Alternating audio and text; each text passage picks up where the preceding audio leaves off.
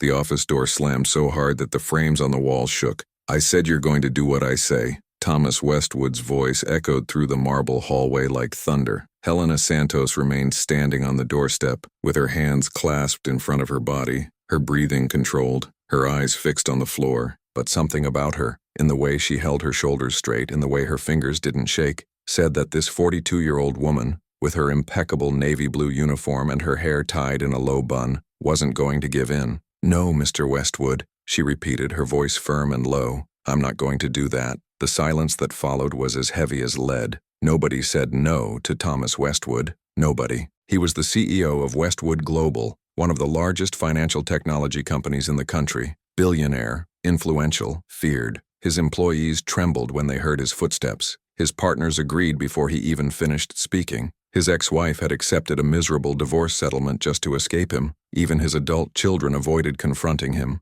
And there was Helena Santos, a domestic worker, hired 6 years ago to take care of the 800-square-meter penthouse on Avenida Atlantica, saying no for the first time. Thomas took 2 steps towards her. He was a tall man, in his early 50s, with gray hair combed back, a $3,000 Italian suit, a Swiss watch on his wrist. His blue eyes were as cold as ice. "Do you know who I am?" he asked slowly, dangerously. "I know, sir." "Do you know what I can do to you?" Helena took a deep breath. Your eyes finally lifted to meet his. "I know, sir. But that doesn't change my answer." Thomas narrowed his eyes. That was unprecedented, unacceptable. All his life, he had built an empire based on a single premise: absolute control. He controlled his affairs, your subordinates, your public image, every detail, every person. And now a domestic worker, a black woman from humble beginnings who earned 2 minimum wages to clean her house, was challenging that. "You're fired," he said with surgical coolness. Helena just nodded. "I understand, sir. I'm going to get my things." She turned and started walking down the hall. His steps were firm.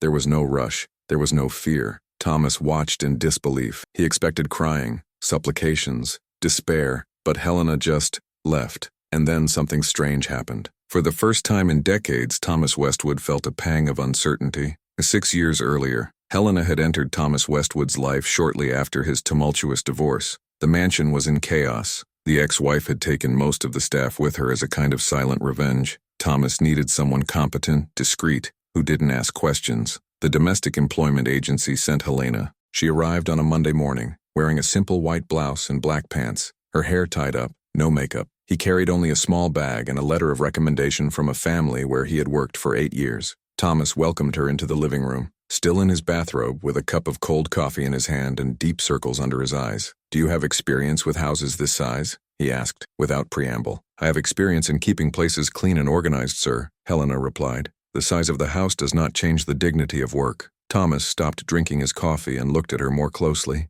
There was something different about her. It wasn't subservience, it wasn't arrogance, it was presence, self-respect. He liked that. "Why did you leave your previous job?" "The family moved abroad. They preferred not to take anyone." "References?" "They're in the letter." He read it quickly. Everything impeccable. Punctuality, reliability, discretion. He folded the paper and studied her for a moment longer. "You start tomorrow, 6 in the morning. Don't be late." Helena nodded. "You can leave it, sir." And she did. For 6 years, Helena was never late. Not once. Of the routine. Helena woke up at 4:30 in the morning. I prepared coffee for my mother, Donna Celia, who had diabetes and couldn't go without taking her medicine at the right time. Then his daughter, Julia, would wake up, who was studying for the medicine entrance exam and needed to leave early for the course. "Mom, you don't need to wake up so early because of me," Julia said every morning. "I know, daughter, but I like it," Helena replied. Every morning. She took 2 buses to get to Avenida Atlantica. The first one left at 5:15, the second at 5:40. At 6 o'clock sharp, she walked through the service gate of Thomas Westwood's penthouse. The first thing Helena did was prepare his coffee, strong, unsweetened, with a thin slice of lemon on the edge of the cup. He had never asked for the lemon, but once she noticed that he smelled the cup before drinking as if he was missing something. She tried the lemon. He never said anything, but since that day, coffee always had lemon. Then she organized the kitchen, cleaned the bathrooms. I vacuumed the Persian rugs, polished the mahogany furniture. I watered the plants on the balcony, folded the towels. I sorted the clothes for the laundry. I prepared the light lunch that Thomas took to the office, all with silent, almost invisible efficiency. Thomas rarely spoke to her. Sometimes he would leave a note on the kitchen counter, "Dinner for 8 on Friday," or "Change the sheets in the guest room." Helena complied. No questions, no flaws. She was the perfect maid, or at least Thomas thought he was. What Thomas didn't know, he didn't know that Helena dreamed of opening a small beauty salon, that she saved a minimum part of her salary every month in a secret savings account, that she watched hairstyle tutorials on YouTube during the bus ride, that she practiced braiding doll hair that she found in thrift stores. He didn't know that her mother had been a maid all her life, and that Helena grew up promising herself that her daughter would never have to clean anyone's house, that Julia was the first in her family to try to go to university. He didn't know that Helena, despite her exhausting routine, still found time to volunteer at church on Sundays, helping to distribute lunchboxes to homeless people. Thomas didn't know any of this, because he never asked. For him, Helena was just another functional cog in the wheel of his perfectly controlled life. But Helena knew a lot about Thomas. She knew he slept poorly, that sometimes he would go down in the middle of the night and look at the sea through the office window, that he never received visits from his children, that the only calls he answered with a smile were from important clients. She knew that, despite all his wealth and power, Thomas Westwood was a deeply lonely man, and in a strange way, Helena felt sorry for him. Until that Thursday. On the day everything changed, it started like any other day. Helena arrived at 6, prepared the coffee, and left it on the silver tray next to the newspaper. Thomas came down at 6:30, still in his pajamas, his face tired. "Good morning, Mr. Westwood." "Good morning," he mumbled, taking the cup without looking at it. Helena returned to the kitchen. He started preparing the ingredients for lunch. She was chopping vegetables when she heard his voice coming from the office. High, tense. She didn't want to hear it, but the door was ajar, and his voice cut through the hall like a blade. "I need it to go away. Did you understand? Sum up. It doesn't matter how." Helena stopped chopping the vegetables. The knife was suspended in the air. "No, I don't want to know the details. Just resolve it." Pause. "If that document reaches the press, I'll lose everything. The company, the reputation, the contract, everything." Another pause. His voice became even lower, almost a whisper. Helena took 2 steps towards the corridor without realizing it. "Pay what you have to. But if he doesn't accept it, well, you know what to do." Helena's blood ran cold. She knew what those words meant. She had grown up in a community where this kind of talk was whispered in dark alleys, where solving the problem often meant violence, disappearance. She dropped the knife. The metal hit the cutting board with a sharp sound. The conversation stopped. The silence was immediate and heavy. The office door suddenly opened. Thomas was there, with his cell phone still in his hand, his face red, his eyes wide. "How long have you been there?" Helena felt her heart race, but he kept his voice calm. "I was in the kitchen, sir, preparing lunch." "How long have you been there?" "I just arrived in the hallway, sir. I was going to ask if you wanted lunch earlier today." He studied her for a long moment. Helena kept her expression neutral, but her hands felt sweaty. He knew, she knew, and they both knew that something had changed. Thomas took a step toward her. "Helena, did you hear my conversation?" She hesitated. Lying had never been easy for her, but the truth, at that moment, seemed dangerous. I heard you talking on the phone, yes, but I didn't understand anything, sir. I don't get involved in your affairs." His eyes narrowed. "He is sure?" "Yes, sir." He stood there for a few more seconds, measuring, calculating. Then he went back to the office and closed the door, but this time it locked. Helena returned to the kitchen with shaky legs. She picked up the knife again, but her hands were shaking so much that she had to let go. He leaned on the sink, breathing deeply, trying to calm his heart. "What do I do? What did I just to hear?" She thought about leaving. Take your bag and leave. But what about the job, and the bills, and the mother, and Julia? Helena closed her eyes and tried to convince herself that she had gotten it wrong, that it was just a business conversation, that she was exaggerating. But deep down, she knew. Thomas Westwood was planning something terrible, and she had just become a witness. Mauricio dug in the trap. That night, Helena could barely sleep. He turned over in bed, looking at the ceiling of the small room he shared with his daughter. Julia was sleeping soundly, with her biology book still open on her headboard. Donna Celia was snoring in the next room. Helena thought about telling someone. But tell what? Who heard half a conversation? Who thought the boss was up to something? Who would believe her? A maid accusing one of the most powerful men in the country? She got up and went to the kitchen,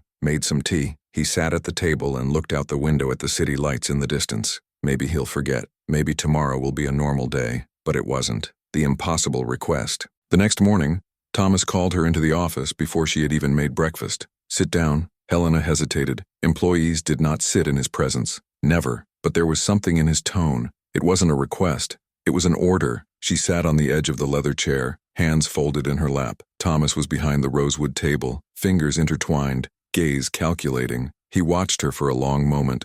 like a chess player studying his next move. Helena, how many years have you worked here? 6 years, sir. 6 years, he repeated slowly. And during these 6 years I always treated you well, didn't I? Yes, sir. I paid on time. I gave a raise. I was never disrespectful. No, sir, it never was. Then I think I deserve a little loyalty, do you agree? Helena felt her stomach tighten. I have always been loyal, sir. I know, he said, but the smile didn't reach his eyes. So I need you to do something for me. He opened the drawer and took out a manila envelope. He placed it on the table and pushed it towards her. The envelope was thick, sealed with brown tape. Inside this envelope there is an important document. Tomorrow morning, before coming to work, you will go to this address. He also pushed a business card and deliver it personally to a man called Gustavo Linhares. Helena looked at the envelope. Didn't touch him. What is it, sir? It's none of your business, but you're asking me to deliver it. I am ordering you. She looked up at him. Why don't you send it by mail or send a motorcycle courier? Thomas leaned forward, his face hardening.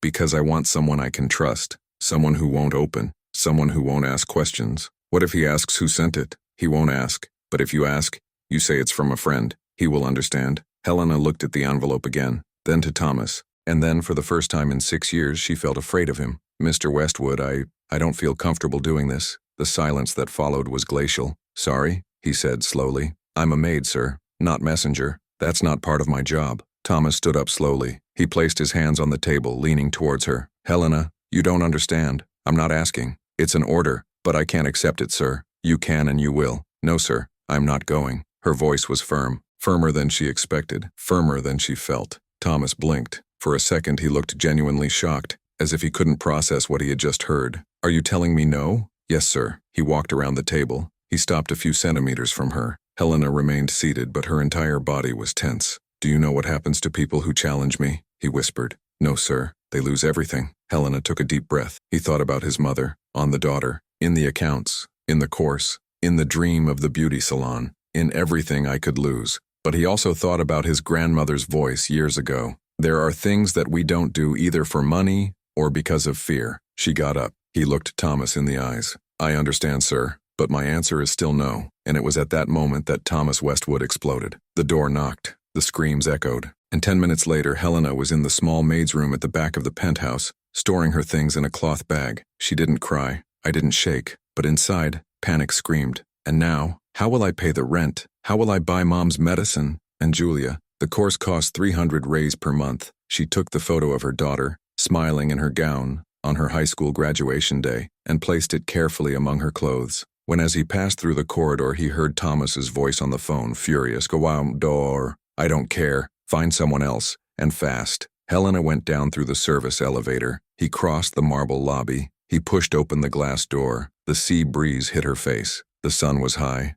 It was noon on a Thursday. And for the first time in 6 years, Helena Santos had nowhere to go. She walked down the sidewalk, her bag weighing on her shoulder, but something bothered her. That name, that envelope, that conversation. Gustavo Linares. Helena stopped. He took his old cell phone out of his pocket, typed the name into Google. The first headline made her freeze. Ex-executive of Westwood Global threatens to expose corruption scheme. Company deny accusations. She clicked on the article. Read everything. Gustavo Linares had been financial director at Westwood Global, fired 6 months ago. Now he promised to present evidence of manipulation of public contracts, embezzlement of funds, bribery of auditors, and Thomas wanted Helena to give him an envelope that would solve the problem. Helena felt the ground disappear beneath her feet. Thomas doesn't just want to silence Gustavo. He wants to destroy you. Or worse. She put away her cell phone. He looked back at the mirrored glass building. And then, for the first time, Helena understood. She hadn't just said no. She had just become the only witness to Thomas Westwood's greatest conspiracy.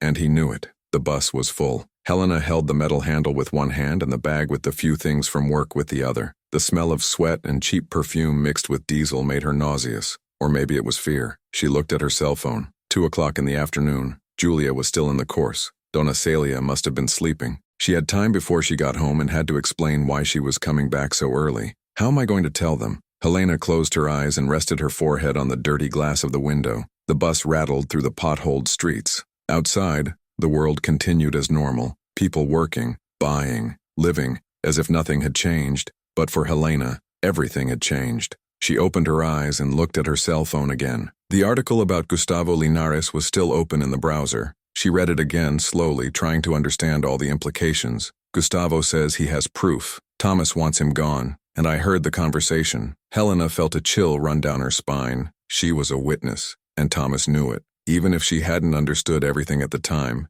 even if she had pretended not to hear, he knew. That's why he asked me to hand over the envelope. It wasn't trust. It was a test, to see if I would blindly obey, to make me an accomplice, and she had refused. Helena put away her cell phone and looked at her hands calloused from so much scrubbing, cleaning, washing, hands that had taken care of a sick mother, a growing daughter, homes that would never be theirs. But they were honest hands, and she wasn't going to get those hands dirty now. The return home. Helena got off the bus 3 blocks before her usual stop. I didn't want to get home yet. I wasn't ready to face the questions. Then he walked slowly through the streets of the neighborhood, the bag weighing on his shoulder. He passed by the bakery where he bought bread every day, at the grocery store where Donna Celia had credit when the money ran out before the end of the month, by the church where Helena sang in the choir on Sundays. Everything so familiar, so safe, and now, so fragile. Helena stopped in front of an employment agency. The window had several advertisements pasted on it. Day laborer needed, cook vacancy,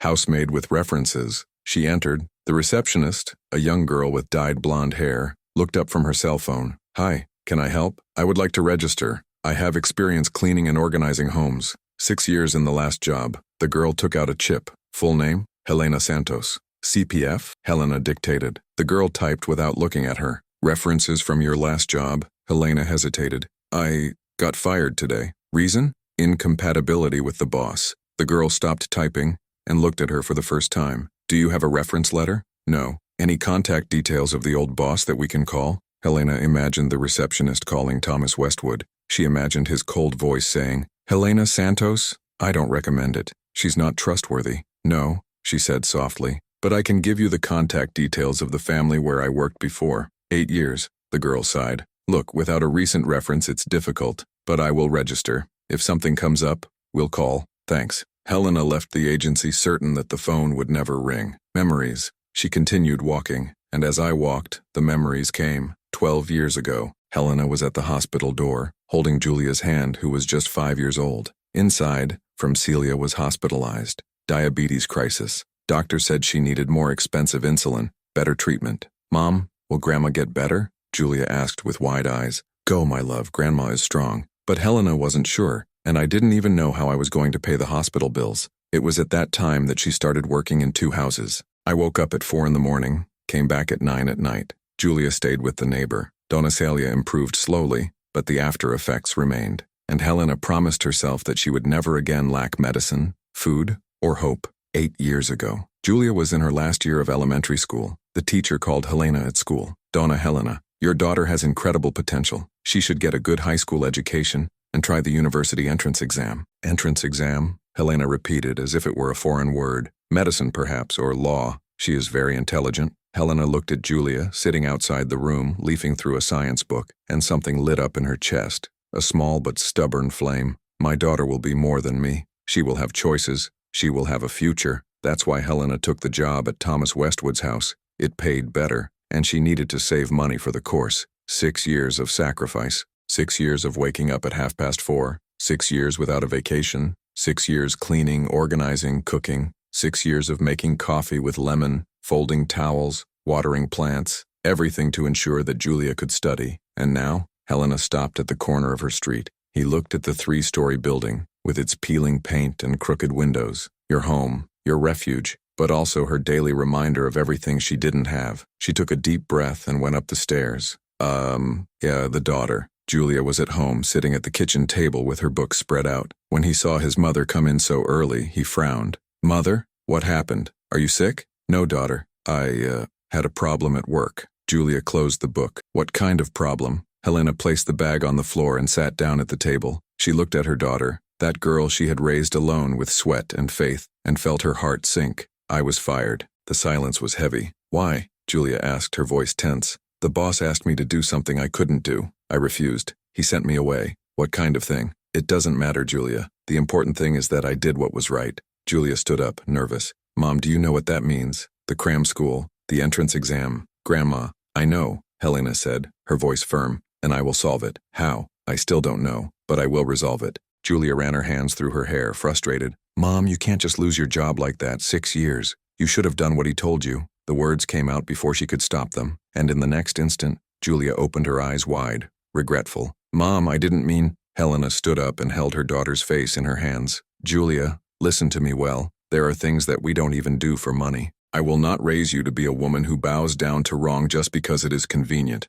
Did you understand? Julia felt her eyes water. I know, Mom. Sorry. You don't need to apologize, daughter. I understand your fear, but trust me. They hugged there, in the middle of the small kitchen, while Donna Celia slept in the next room, oblivious to everything, the investigation. That night, after Julia went to sleep, Helena stayed awake in the kitchen with her cell phone in her hand. She went back to researching Gustavo Linares, found more articles, more details. Gustavo had been financial director at Westwood Global for 10 years, dismissed without just cause in March of that year. Since then, he had been giving interviews talking about irregularities in the company, but without concrete evidence.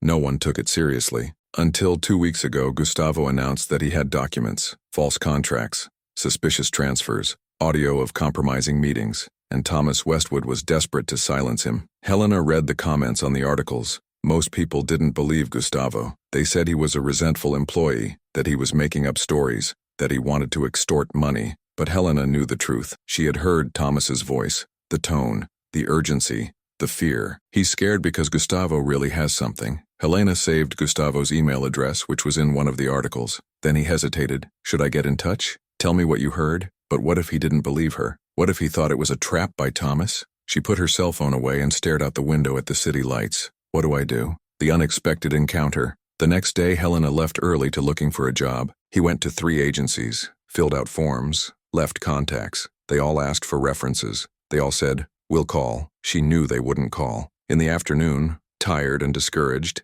Helena stopped at a cheap cafe near the metro station. He asked for a glass of water and sat down in a corner. She was looking at her cell phone, thinking about how she was going to pay her bills for the month, when a voice scared her. Helena Santos? She looked up. A man was standing next to the table, about 40 years old, thin, with prescription glasses and a worn leather briefcase under his arm. Yes? Can I sit down? She hesitated. I didn't know that man. Who are you? He sat down anyway, lowering his voice. My name is Gustavo Linares. Helena's blood ran cold. And the revelation. Gustavo took off his glasses and wiped them with the corner of his shirt. His tired eyes fixed on her. How did you find me? Helena whispered. I didn't find you. You found me. Or rather, Thomas Westwood set us on the same path. I don't understand. I know you work for him. Or rather, he worked. I was fired yesterday, wasn't I? Helena felt her heart race. How do you know that? Gustavo smiled, but there was no joy in the smile. Because Thomas tried to use you to deliver me an envelope, and you refused. And that's why he sent you away. How do you know all this?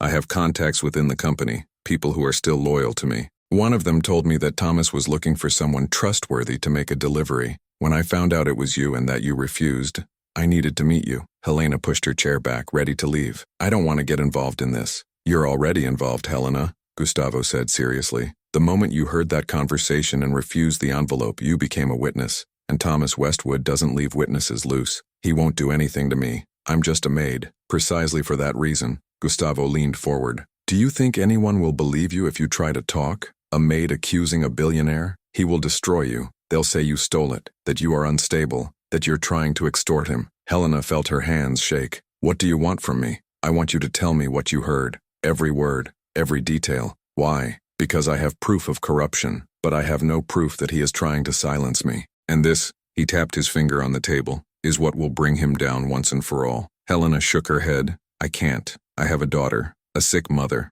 I can't get involved in this. Gustavo sighed. He opened the folder and took a photo. He pushed it on the table. It was a photo of a man in a suit leaving a building. Behind him, a woman with a child on her lap. That was me 6 months ago. My wife, my 2-year-old daughter. 3 days after this photo, I was fired. A week later, my bank account was blocked. A month later, my wife left me because she couldn't support the family. Today, I sleep on a friend's couch and only see my daughter once a week. He looked up at Helena. Thomas Westwood destroys lives, Helena. And if you don't do anything, it will destroy yours too. Helena looked at the photo, then to Gustavo, and she felt something change inside her. It wasn't just fear, it was anger. What do you need me to do? The plan. Gustavo leaned forward, his voice low and urgent. First, tell me everything you heard, every word. Helena took a deep breath and began to speak. The telephone conversation, the threatening tone, The phrase about making it disappear, the envelope, the order to deliver. Gustavo listened attentively, making notes in a small notebook.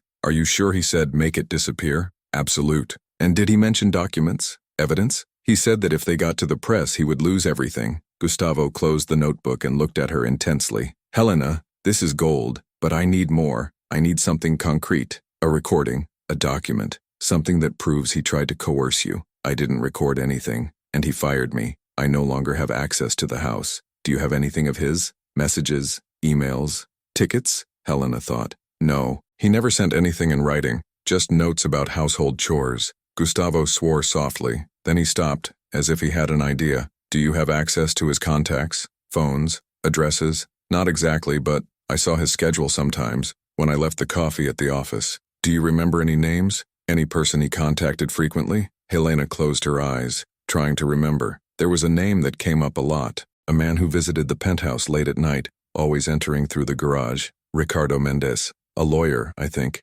Gustavo's eyes widened. Ricardo Mendez? Yes. Why? Because he is Thomas's personal lawyer. And if he's involved in this, then it's not just corporate corruption, it's conspiracy. Gustavo took out his cell phone and typed something quickly. Then he showed the screen to Helena. It was a photo. Ricardo Mendez leaving a courtroom. Is that him? Gustavo asked. Helena looked and nodded. That's it. Gustavo smiled, but it was a dangerous smile. Helena, you just gave me the missing piece. And the cliffhanger. Gustavo closed the folder and stood up. Thank you for trusting me. I will need you again. I can call you. Helena hesitated, but then the number passed. But promise you won't put me in danger. I have a family. I promise. And Helena, you did the right thing. He left the cafe. Helena sat there for a few more minutes, processing everything. She had just crossed a line. I was no longer just a silent witness. She was now on the other side, against Thomas Westwood. She picked up her cell phone to leave when a notification appeared on the screen. An email. The sender was unknown. No name, just a random address. She opened it. Inside, there was just a sentence and an attached file. Helena, you made a mistake. Open the annex. With shaking hands, she clicked on the file. It was a photo from Julia, leaving the course, taken that morning. Helena stared at her cell phone screen until the image became blurry. They weren't tears. It was the tremor in his hands. Julia's photo was too clear, taken up close. Someone had followed her daughter. Someone knew where she studied. Someone was sending a message. Don't interfere, or your daughter will pay the price. Helena closed her cell phone tightly and looked around the cafe. People talked normally. They drank coffee. They laughed. No one realized that her world had just collapsed again. She grabbed the bag and ran away. The race. Helena took the first bus she saw. It didn't matter the direction. I just needed to get home. I needed to see Julia, needing to make sure she was okay. The journey took an eternity. Every red light was torture. Every long stop was hell. Helena was clutching her cell phone so hard that her knuckles turned white. Please, God, please, let her be at home. Let her be okay. When she finally got off the bus, Helena ran the 3 blocks to the building. He jumped up the stairs, his heart beating so hard it felt like it was going to explode. He opened the apartment door with the key shaking in the lock. Julia. Silence. Julia. The bedroom door opened. Julia appeared with headphones around her neck and a scared expression. Mother. What it was? Helena crossed the room in 2 steps and hugged her daughter so tightly that Julia almost lost her balance. Mom, I'm fine. What happened? Helena didn't respond. He just held his daughter, breathing deeply, smelling the shampoo and books, making sure she was there, whole, alive. Mom, you're scaring me, Julia said, trying to move away. Helena finally let go, but held her daughter's shoulders, looking deep into her eyes. Julia, did anyone follow you today? What? No. Why? Did you see anyone strange near the course? Someone watching you? Mom, what's happening? Helena pulled out her cell phone and showed the photo. Julia's eyes widened. Who took this? I don't know. But someone followed you and he sent me this photo. Julia's face turned pale. Is this because of that boss of yours? Helena nodded, her throat tight. Julia, I need you to be very careful. Don't go to the course alone. Don't talk to strangers. And if someone approaches you, you run and call me. Did you understand? Mom, we should call the police. And say what? That a billionaire is threatening me? Julia, they won't believe me. So what do we do? Helena took a deep breath, trying to organize her thoughts. We're going to be careful, and I will solve this. How? Helena looked at her daughter, and at that moment, he made a decision. She wasn't going to back down. He wasn't going to bow. He wasn't going to let Thomas Westwood destroy his family. Do you trust me? Helena asked. I always trusted. Then trust now. The plan. That night, After Julia and Dona Celia slept, Helena called Gustavo Linhares. He answered on the second ring. "Helena? They sent a photo of my daughter," she said, her voice controlled but hard. Silence on the other side. "When?" "Today, right after I left the cafe." Gustavo swore softly. "They work fast. Helena, you are in danger. Your family is in danger. I know. That's why I'm going to help you take him down." "Are you sure?" "Absolute," Helena said, and this time there was no hesitation in the voice. "But on one condition. You guarantee my daughter's safety, no matter what happens. I have a friend, former police officer. He can discreetly keep an eye on her. Then we have an agreement." "Excellent. I need you to tell me everything you know about Thomas's routine, schedules, visitors, places he frequents, all." Helena closed her eyes and began to speak. 6 years of silent observation finally had a purpose. The shadow. In the following days, Helena pretended to be normal. He looked for a job, filled out forms, smiled at receptionists. But inside I was calculating every move. Gustavo had asked her to try to recover something from Thomas's house. Anything that could serve as evidence. An agenda, a document, a ticket. "How?" Helena asked. "He fired me. I can't go in there. Do you still have the keys?" Helena hesitated. "Technically, I should have returned it, but in the rush to resign, I had forgotten, and Thomas didn't ask for it back. I have. But if I get caught..." "You won't get caught," Gustavo said. "Thomas travels to São Paulo every month. Board meetings. He is gone for 3 days, always in the second week of the month." "How do you know that?" "I worked there for 10 years, remember? I know his routine better than he does." Helena swallowed. "What if he changed his routine?" "It hasn't changed. Check the corporate calendar. He leaves next Monday. Do you want me to break into his house?" "I want you to recover what is rightfully yours. The truth, the invasion." Monday arrived like a weight on Helena's chest. She woke up earlier than usual. He couldn't eat anything. Julia noticed. "Mom, you look pale." "I'm fine, daughter. Just tired." "He is sure?" Helena forced a smile. "I have. Go to the course. And remember, you don't go out alone." "It's okay. Marcos is going with me," Julia said, referring to her classmate who lived in the same neighborhood. Helena nodded, relieved. At least Julia wouldn't be alone. After her daughter left, Helena waited another hour. Then he took his bag, his keys, and left. The journey to Avenida Atlantica was torture. She went over the plan 1,000 times. Enter through the service, avoid the doorman, climb quickly, take what you can get, to go out. When she arrived at the building, Helena used the employee badge she still had. The doorman didn't even look properly. She passed through the social elevator and went straight to the service elevator. It went up. The hallway on Thomas's floor was silent. Helena put the key in the lock. Her hand was shaking so much that she missed twice. On the third, the door opened. She entered. The penthouse was exactly as she had left it. Everything impeccable. Everything in place. As if she had never existed there. Helena took a deep breath and went straight to the office. The discovery. Thomas's office was off limits. He always locked the door. But Helena knew where he kept the spare key. Inside a Chinese porcelain vase on the living room shelf. She took the key. He opened the door. Entered. The rosewood table was organized. Papers stacked with precision. A Mont Blanc pen next to it. The laptop closed. Helena started at the table. He opened the drawers one by one. Contracts.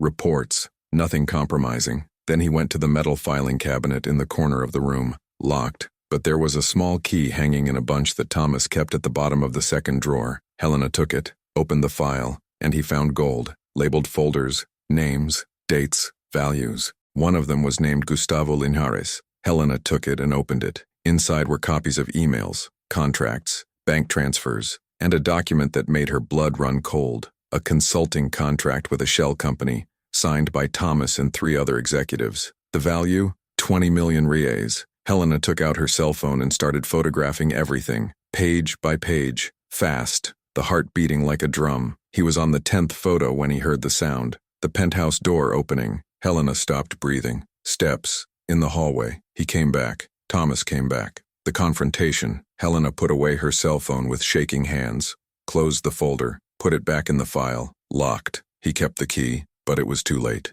The office door opened. Thomas Westwood was there, in a suit. Briefcase in hand, the impassive face. They stared at each other for a second that seemed to last an eternity. "Helena," he said slowly, "I should have been surprised, but I'm not." She didn't respond. There was nothing to say. Thomas entered the office and closed the door behind him. He placed the suitcase on the floor. He crossed his arms. "You broke into my house." "I came to get something I forgot," Helena tried. "Don't lie to me. I know what you were doing. Then why do you ask?" Thomas smiled, a cold smile. Because I want to hear from you. I want to see if you have the courage to come out. Helena lifted her chin. I came after the truth. True? He repeated with contempt. You don't know anything about truth, Helena. You know how to wash floors. You know how to fold a towel. But for real? Of power? Of how the world really works? You don't know anything. I know enough to know that you are a criminal. The word fell between them like a bomb. Thomas took 2 steps towards her. Helena didn't back down. Criminal?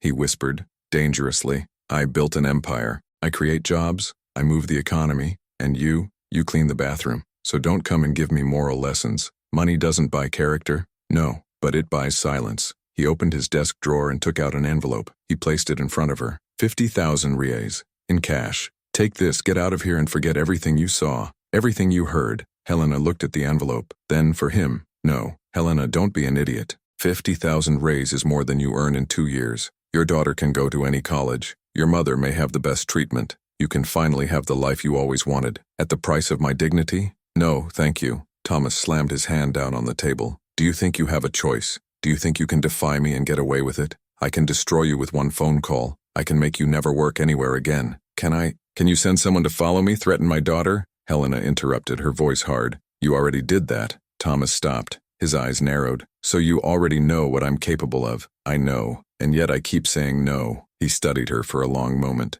Then slowly he picked up his cell phone. Last chance, Helena. My answer will not change. Thomas dialed. Waited. When someone answered on the other end, he said, and now, do what I said. He hung up. He looked at Helena. You just signed your family's sentence. Helena felt the ground disappear beneath her feet, but he kept his voice steady. If something happens to my daughter, the whole world will know what you are. And who will believe you? A fired and resentful employee? Gustavo Linhares is going. The name fell like lightning. Thomas turned pale. What did you say? I spoke to him. I told everything. And now he has proof. Thomas took a step back as if he had been punched. You're lying. I'm not. And you know that. He picked up his cell phone again, desperate. He dialed another number. Waited. Nobody answered. Dialed again. Nothing. What did you do? I did what was right. Thomas threw his cell phone at the wall. The device shattered. He grabbed Helena by the shoulders. You'll regret this. Let me go, Helena said coldly. Not until you tell me what got into him. The office door suddenly opened. 2 men entered. One of them was the doorman.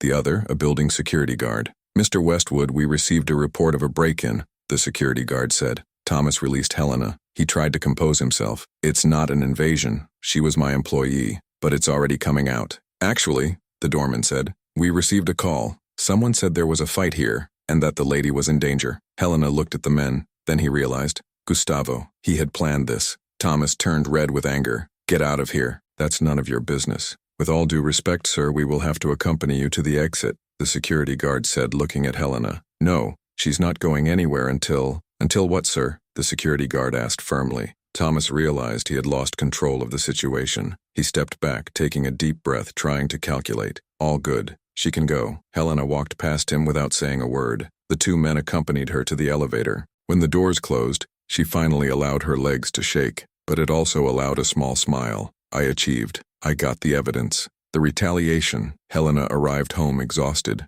Julia was in the living room studying, but got up as soon as she saw her mother. Mom, are you okay? You've been missing all day. I'm fine, daughter. Sorry. I had to resolve some things. Julia was going to ask more, but Helena's cell phone rang. It was Gustavo. Hello? Helena, did you make it? His voice was tense. I achieved. I took photos of everything. Thank God. Send it to me now. But he knows. Thomas knows I talked to you. I imagined it. That's why I sent security. Are you well? Yeah, but he made a call. He said he was going to do what I was told. Gustavo, he's going to do something against my family. Calm down. My friend is near the course, and I already called the police. They will send a police car to your street every 2 hours. Is that enough? It will have to be. For now you've done the hard part. Now it's up to me. Helena hung up, but something bothered her. A bad feeling. A feeling. She went to the window and looked out onto the street. A black car was parked on the other side. Dark glasses. Engine running. Helena closed the curtain quickly, her heart racing. They were being watched.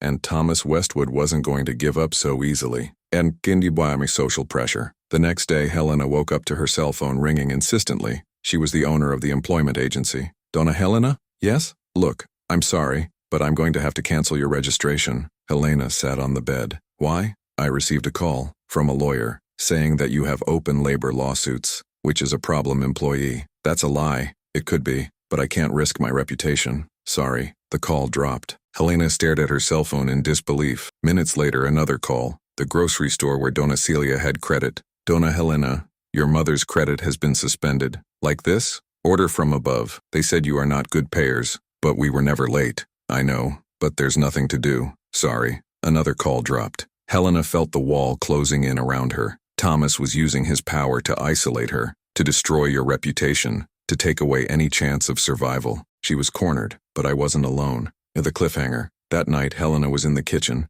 trying to prepare dinner with the few ingredients that were left, when she heard screams outside. She ran to the window. Julia was on the sidewalk, surrounded by 3 men. One of them was trying to pull her backpack. Another held her arm. Helena didn't even think. He grabbed the broomstick and ran down the stairs. "Release my daughter!" The men looked at her. One of them smiled. "Tell your mother to stop being stubborn, girl. Otherwise it will end badly for everyone." And then, before Helena could respond, a siren cut through the air. A police car rounded the corner. The men let go of Julia and ran. Helena hugged her daughter, who was shaking and crying. "It's okay, daughter, it is good too." But it wasn't, because when Helena looked up, she saw the black car again, standing at the end of the street, observing, waiting. Helena didn't sleep that night. She sat on the bed with Julia lying next to her, her daughter's hand holding hers. Every noise on the street made his entire body tense. Every passing car headlight looked like the black car coming back. But when the sun rose, something changed inside her. It was no longer fear, it was fury. Thomas Westwood had crossed the line. He was no longer just threatening Helena. He was attacking his daughter, and that was something Helena would not tolerate.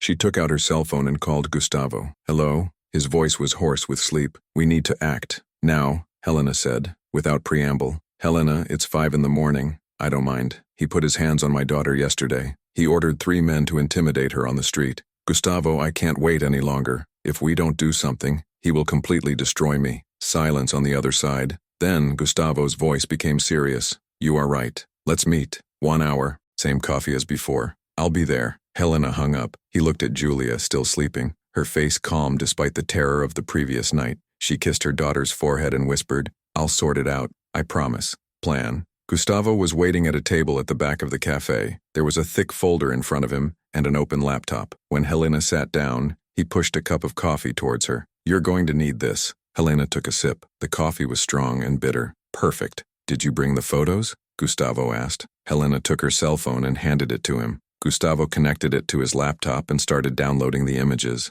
As he saw each document, his face became more serious. That's better than I expected," he said, his voice controlled but with a hint of excitement. "Helena, you found exactly what we needed. These contracts prove that Thomas embezzled public funds from 3 different bids. And this transfer of 20 million? It's for an offshore company in the Cayman Islands. Money laundering. Is that enough to arrest him? For sure, but it's not just about prison, it's about exposure. Thomas Westwood built an empire based on his image. Respectability, success, integrity. If we take down this image, we take him down." Helena leaned forward. "So what do we do?" Gustavo closed the laptop and looked at her intensely. "After I was fired, I kept in touch with some journalists.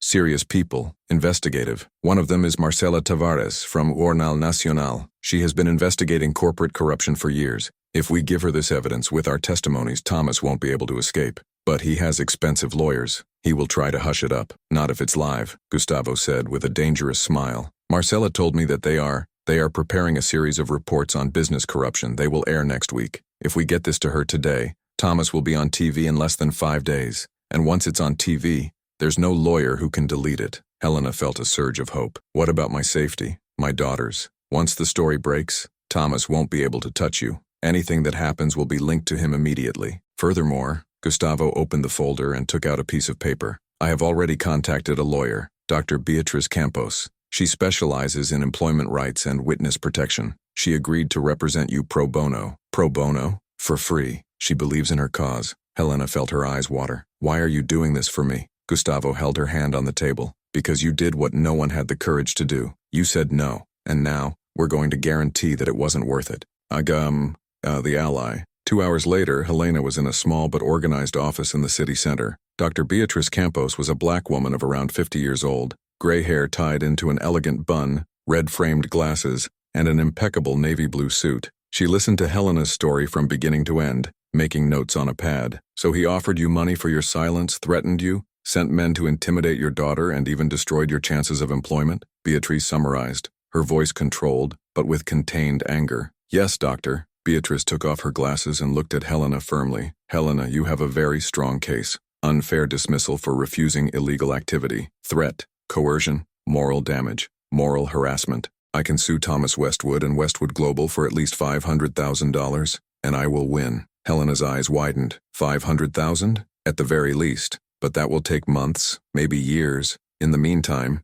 you need protection. I have already filed a request for a protective measure. Thomas and any representative of him cannot come near you or your family. If they violate it, it's prison. Will he respect that? Beatrice smiled. He has no choice. And when the report comes out, he'll have bigger problems to worry about. The journalist, Marcela Tavares, received them in a meeting room at the broadcaster. She was a woman in her 40s, short hair, sharp eyes, recorder in hand. She heard everything. He asked questions, checked the photos, checked the documents. He asked Gustavo to explain the technical details. He asked Helena to recount the telephone conversation she heard. After 2 hours, Marcela turned off the recorder and leaned back in her chair. This is journalistic gold, and most importantly, it's true. I'm going to take this to my editor today. If he approves, and he will, we will air next Wednesday. 4th? It's only 4 days, Helena said nervously. I know, but we will need this time to confirm the information, contact the authorities and prepare the matter. Helena, you will have to give an interview.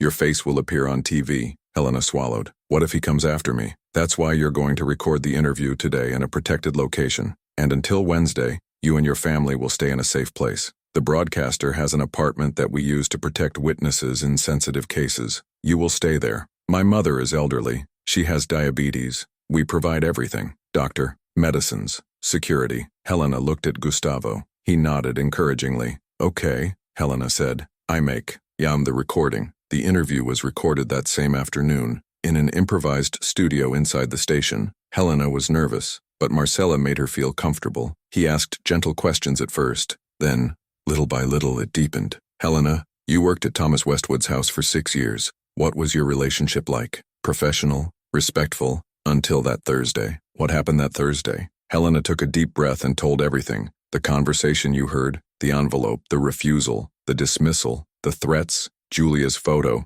the invasion to look for evidence, the final confrontation. And why did you do that? Why did you risk everything? Helena looked directly at the camera. Because there are things that we don't do either for money or because of fear. My grandmother taught me this, and I wasn't going to teach my daughter anything else. Marcela smiled. Are you afraid of what Thomas Westwood might do? I have, but I'm more afraid of looking in the mirror and seeing a woman who has remained silent in the face of injustice. The interview lasted 40 minutes. When she finished, Marcela turned off the camera and shook Helena's hand. You are brave, and the whole of Brazil will find out about it on Wednesday. The refuge. The apartment was simple but comfortable. 2 bedrooms, small living room, equipped kitchen. It was in a discreet building in the suburbs, with a 24-hour concierge and security cameras. Julia explored everything with nervous curiosity. Dona Celia sat on the sofa, confused. Daughter, why are we here? She asked for the 10th time. Just for a few days, Mom, so we can stay safe. Sure of what? Helena knelt in front of her mother and held her hands. From bad people, but it soon passes. I promise. Dona Celia nodded, still confused, but trusting her daughter. At night, after they both slept, Helena stayed on the small balcony, looking at the city lights. Gustavo had called earlier saying that everything was on track. The report aired on Wednesday at 8 p.m. in prime time. Just 3 more days. Helena closed her eyes and prayed, not for victory, but for the strength to endure what was yet to come. Thomas's last letter. On Wednesday morning, Helena woke up with a strange feeling. It was the day. In 12 hours, all of Brazil would know the truth about Thomas Westwood. She prepared coffee, woke Julia and Dona Celia, tried to keep everything normal, but the cell phone didn't stop ringing. Gustavo, Beatrice, Marcela, everyone confirming that everything was ready. At 7 o'clock at night, Helena, Julia, and Dona Celia sat on the sofa in front of the TV. Marcela had ordered a technician to install a better antenna to ensure the signal didn't fail. Mom, I'm scared, Julia confessed, holding her hand. Me too, daughter. But sometimes we need to be afraid and brave at the same time. At 7:55, Jornal Nacional started. The presenter gave the headlines, policy, economy, sports, and then, and in a moment, an explosive accusation. One of the biggest CEOs in the country is accused of corruption, money laundering, and threats. The story, exclusively, right after the break. Helena felt her heart race. It will start But before the break was over, her cell phone rang. Unknown number. She answered. Hello? It was Thomas Westwood's voice, but not the cool, controlled voice she knew. It was a desperate voice. Angry. You made the biggest mistake of your life, Helena. Mr. Westwood. I will destroy you. You. Your daughter. Your mother. I'll make you regret ever being born. The report will air in 5 minutes. It's over. Nothing is over. I have the best lawyers in the country. I will sue you for defamation, for invasion, for slander. You will spend the rest of your life in jail. Helena took a deep breath. You can try, but the truth is already out in the street, and there is no lawyer who can change that. You are a slut. One.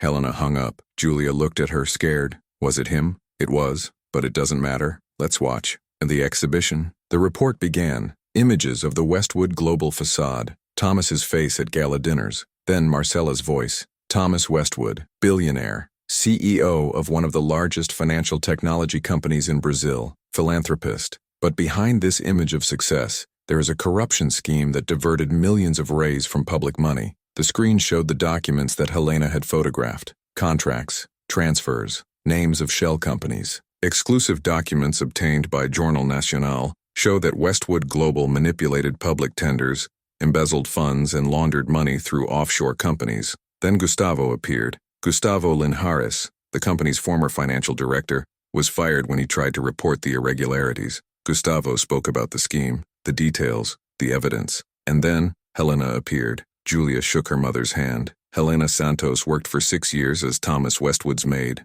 She was the one who found the evidence that is bringing down the CEO's empire. Helena watched herself on the screen, telling the story, the refusal, the threats, the courage. When the report ended, the apartment fell silent. Afterwards, Julia hugged her mother. You were amazing, Mom. Dona Celia, still confused about everything, just said, You've always been a strong girl, Helena. The counterattack. Helena barely had time to breathe a sigh of relief. Half an hour after the report, Beatrice's cell phone rang. She answered, listened for a few seconds, and her face turned pale. I understood. I'll let her know. She hung up and looked at Helena. Thomas took legal action. He is asking for preventive arrest of you for home invasion, theft of documents, and defamation. What? Julia shouted. Calm down. Beatrice raised her hand. It's a desperate maneuver. It won't stick. But he got a judge on duty who issued a temporary arrest warrant. The police are on the way. Helena felt the floor disappear. Am I going to be arrested? Temporarily, until the custody hearing tomorrow morning. But I will be there,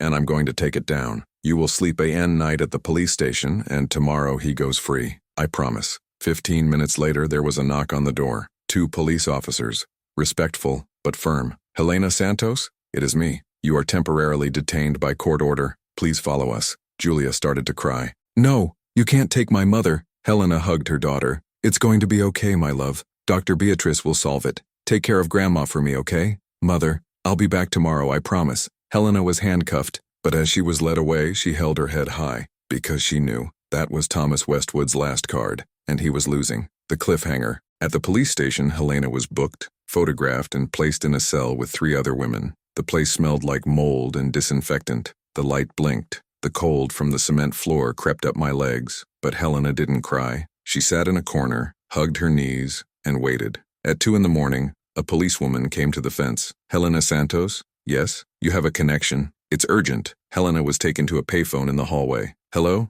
Helena, it's Marcella. You need to know one thing. What? After the report aired, the federal police opened an investigation, and the public prosecutor's office requested the freezing of all of Thomas Westwood's assets, accounts, real estate, companies, all. Helena felt a glimmer of hope. That is good. It's great. But there's more. Thomas ran away. What do you mean you ran away? He tried to catch a private flight to Miami 2 hours ago. The federal police intercepted him at the airport. He is being arrested right now for attempted escape and obstruction of justice. Helena leaned against the wall, her legs giving out. So, it's over. Not yet. He still has power. He still has allies. But his empire is falling. And you, Helena, were the one who dropped the first brick. Helena hung up the phone. He went back to the cell, and for the first time in days, he smiled, because she knew she had won. The morning at the police station arrived slow and cold. Helena had slept perhaps 2 hours, sitting on the cell floor leaning against the cold wall. But when daylight began to pour in through the narrow barred window,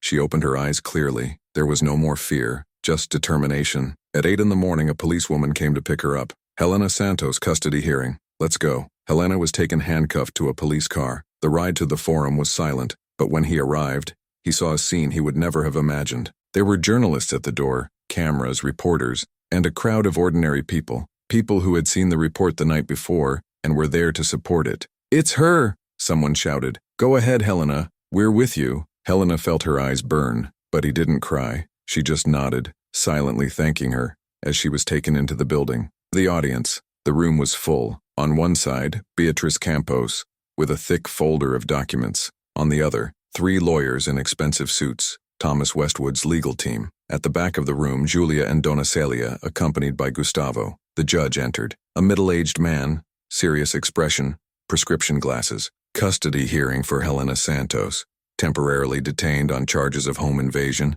theft of documents, and defamation. Public ministry demonstration. The prosecutor stood up. "Your Excellency, we analyzed the case during the night. The arrest was hasty. Helena Santos does not pose a risk to public order. Furthermore, there is evidence that the complaint was made for the purpose of intimidation and retaliation. The public prosecutor's office expresses its support for the defendant's immediate freedom." One of Thomas's lawyers stood up, red with anger. "Your Excellency, this is absurd. The accused broke into my client's residence, confidential documents were stolen, and he even had the audacity to hand them over to the press. This is a crime." Beatrice stood up calmly. "With due respect, Your Excellency, the accused did not break in. She still had the keys to the place where she worked for 6 years. According to Article 156 of the Penal Code, invasion requires breaking an obstacle or disrespecting the order not to enter, which did not occur. As for the alleged theft, the photographed documents prove serious crimes committed by the employer. My client's conduct falls within the scope of self-defense of third parties and news of a crime,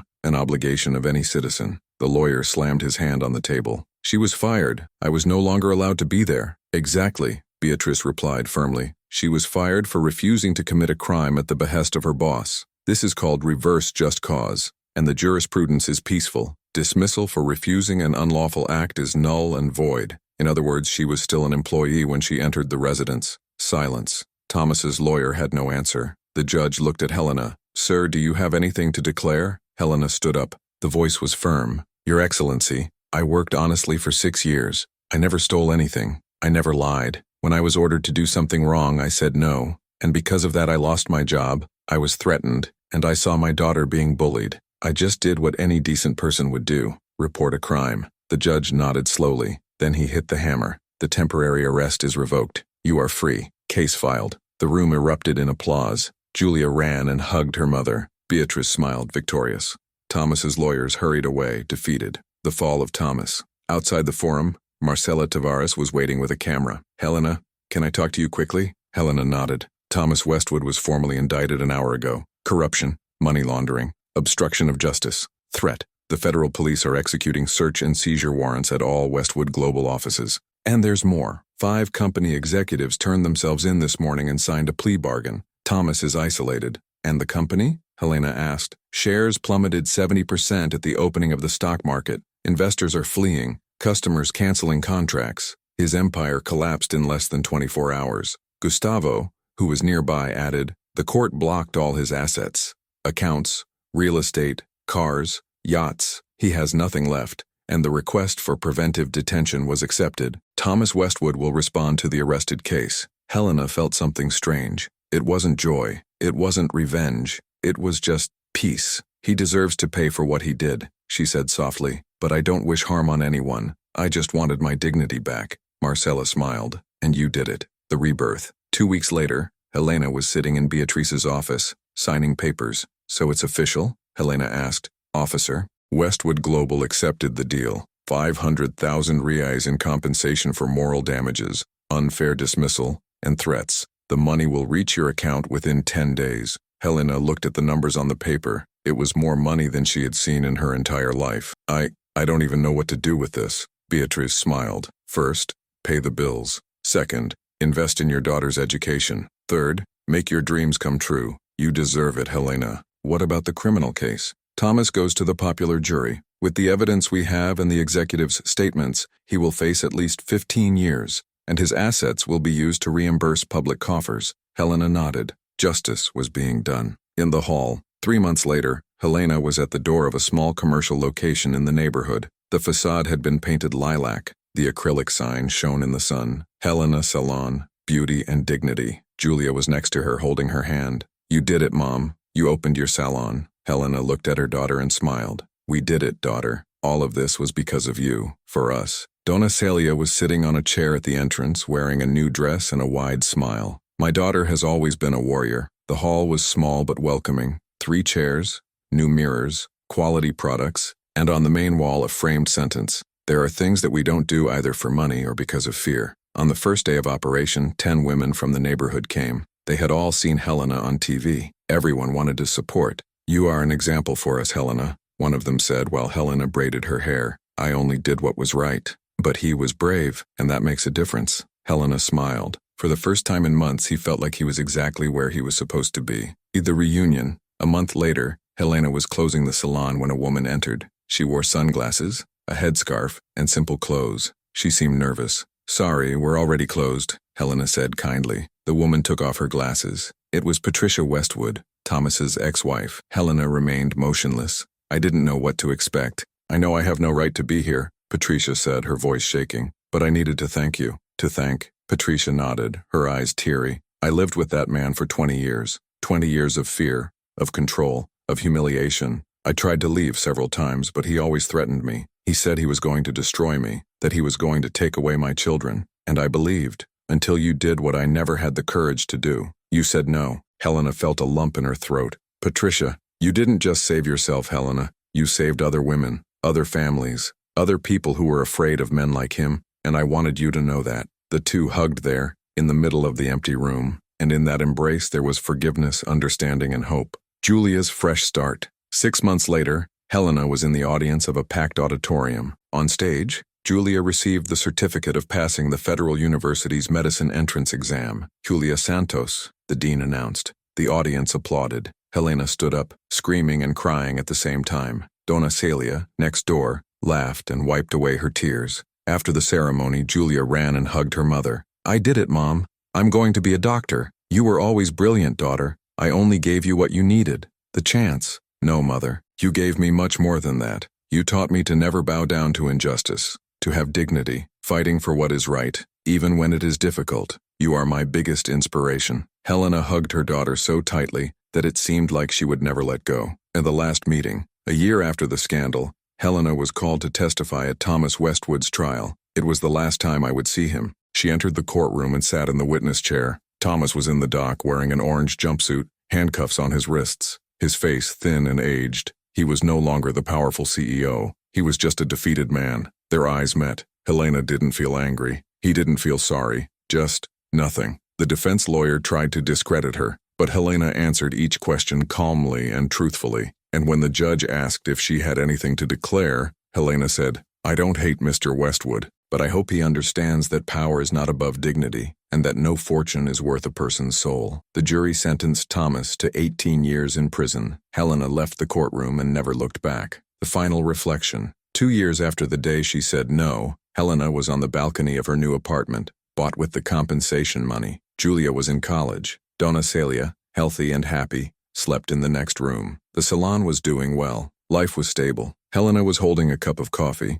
strong, unsweetened with a slice of lemon. He smiled when he realized the irony. I learned how to make coffee from him for 6 years, but today, I do it for myself. She looked at the horizon. The sun rose slowly, painting the sky orange and pink, and Helena finally understood what her grandmother was saying. There are things that we don't do either for money or for fear, because the day we lose our dignity, we lose everything. She hadn't lost. She had won, not because he destroyed Thomas Westwood, but because she stayed true to herself, and that no billionaire could take away from her. Epilogue. 5 years later, Helena was giving a talk at a public school. At the director's invitation, she spoke about courage, dignity, and the power of saying no. The audience was full of young people, most of them black and poor, like she had been. I know many of you face pressures, abusive bosses, toxic families, unfair systems, and sometimes it seems easier to accept. Lower your head, do as you're told, Helena said, looking at each face. But I'm here today to tell you that you have a choice. They always do. And that sometimes one word, a simple no, can change everything. A girl of about 15 raised her hand. But Aunt, what if we lose everything by saying no? Helena smiled. Then I ask you, what do you really lose? The job, the money, or your soul? Because I lost my job. I was scared. I was arrested. But I never lost who I am. And today, I have peace, I have dignity, I have love, and I sleep well every night knowing I did the right thing." The audience applauded. The girl smiled with tears in her eyes. After the talk, several people came to talk to Helena, ask for advice, share stories, to thank. And when Helena returned home that night, with Julia already graduated in medicine working in a public hospital, with Donna Celia healthy and happy, with the salon thriving, she sat on the balcony, drank her coffee with lemon, and thanked her, not because of the pain, not for the fight, but for the strength she discovered within herself.